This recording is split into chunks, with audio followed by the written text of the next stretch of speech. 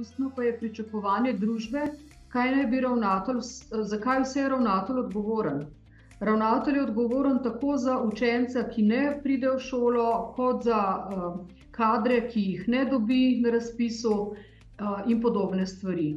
Nenazadnje je ravnatelj odgovoren za finance, čeprav vemo, da ravnatelji v glavnem smo vsi učitelji, redko kdo med nami je ekonomist. Jaz imam to srečo, da imam tudi ta znanja, kar mi zagotovo koristi.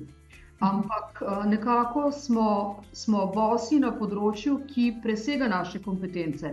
Ravnatelj naj bi imel pravno znanje, znanje ekonomije in še mnogo drugih znanj, za katere imajo v večjih službah ali pa bom rekla v organizacijah, kjer je večje število zaposlenih, tudi ustrezne sodelavce. Tako imajo kadrovika, imajo pravnika, imajo več administratorjev in podobno.